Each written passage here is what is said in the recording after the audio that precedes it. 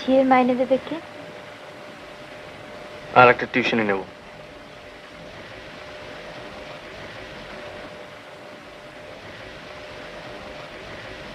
তাহলে আমার বাপের বাড়ি পাঠিয়ে দিও।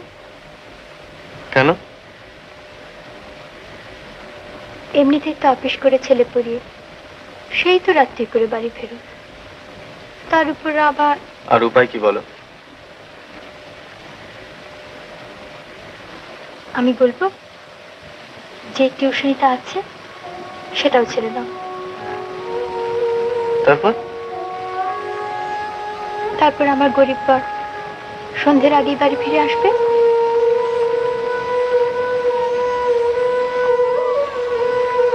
আর আমার কোনো অনুশোচনা থাকবে না।